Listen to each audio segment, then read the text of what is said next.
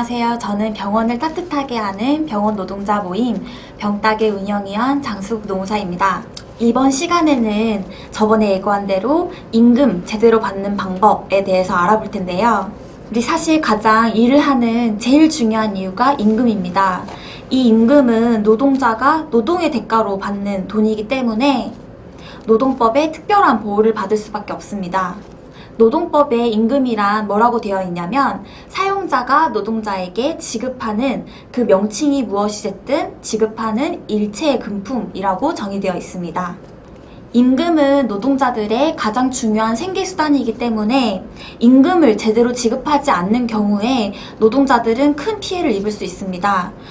그래서 근로기준법은 임금을 지급할 때 방법, 원칙 4가지를 정하고 있는데요.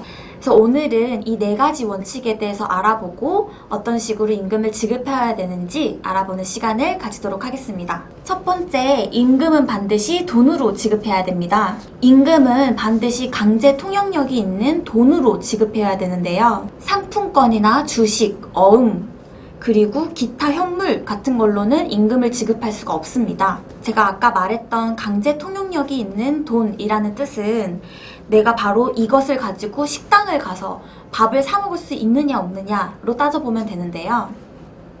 예를 들어 달러도 가치를 가지고 있는 돈이긴 하지만 우리가 달러를 가지고 식당을 가서 밥을 바로 사 먹기는 어렵습니다. 그래서 달러는 강제 통용력이 있는 통화라고 보긴 어렵고, 따라서 만약에 임금을 달러로 지급했다라고 했을 때는 임금 지급 원칙을 위반하는 위법행위로 볼 수 있습니다. 두 번째로, 임금은 반드시 본인에게 줘야 됩니다.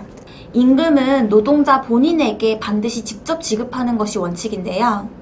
노동자의 생존의 기본권이 되는 이 임금을 중간에 다른 사람들이 가로채거나 착취하는 것을 금지하기 위해 만들어진 법입니다. 따라서 임금은 노동자의 친권자나 후견인 그리고 대리인이 대신해서 받을 수가 없고 반드시 노동자 본인이 수령해야 됩니다.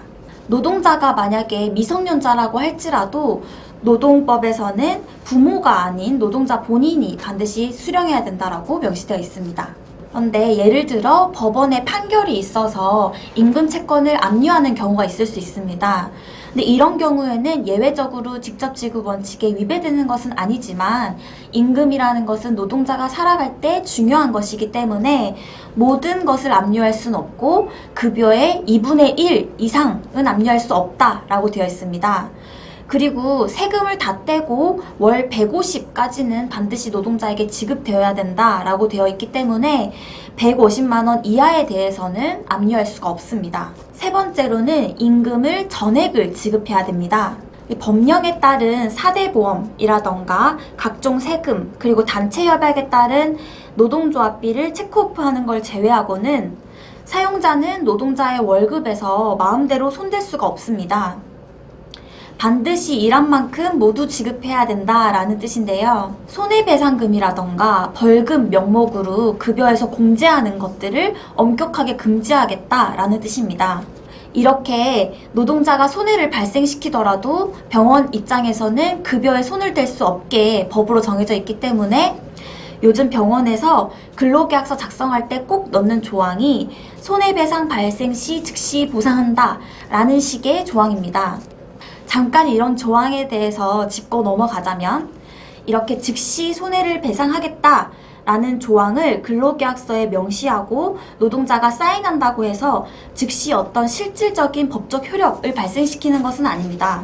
이런 조항은 사실 선언적 효과에 지나지 않는다라고 볼 수 있는데요. 사실 그런 조항이 있는지 없는지를 떠나서 노동자의 잘못으로 손해가 발생했다라고 했을 때는 그 병원은 손해액이 얼만지, 그 손해액에 노동자의 책임이 얼만지에 대해서 구체적으로 입증을 해서 손해배상액을 청구할 수가 있습니다. 그런데 급여에서 일방적으로 공제할 수는 없기 때문에 결국 노동자가 순순히 내놓지 않는 이상은 병원은 민사소송을 통해서 받을 수밖에 없습니다. 이런 과정을 잘 모르는 경우에는 근로계약서에 내가 손해배상액에 대해서 즉시 보상한다 라는 조항에 대해 사인을 했으니 내가 해야 되는구나 이렇게 생각하고 그 금액에 대해서 구체적으로 생각하지 않고 병원이 청구하는 금액에 대해서 즉시 손해배상을 하는 경우가 있습니다. 그러나 명심해야 될 건 병원에서 말하는 손해액이 실제 손해액보다 작을 수도 있지만 실제 손해액보다 클 수도 있다라는 점을 꼭 명심해야 됩니다.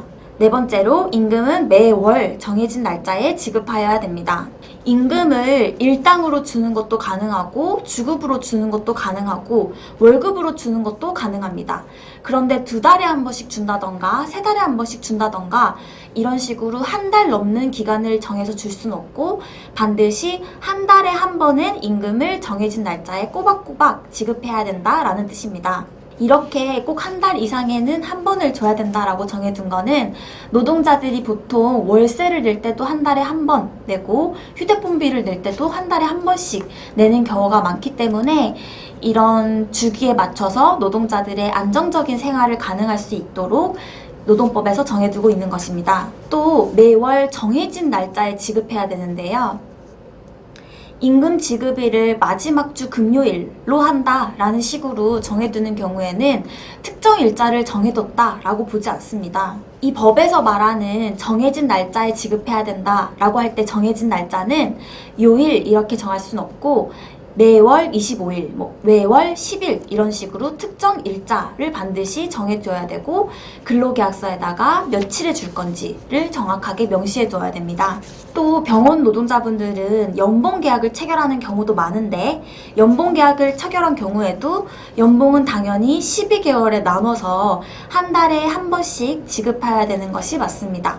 지금까지 임금 지급 원칙의 4가지에 대해서 알아봤습니다. 그렇다면 임금과 관련돼서 2가지 수당에 대해서 추가적으로 알아볼 텐데요. 첫 번째로 제가 설명드릴 수당은 임금과 관련해서 가장 많이 들어보셨을 것 같은데 법정 가산 수당입니다. 통상임금의 1.5배를 지급하는 수당이라고 하시면 어떤 건지 알겠다 하시는 분들 있으실 텐데요. 이렇게 임금의 1.5배를 지급하는 사유는 3가지입니다.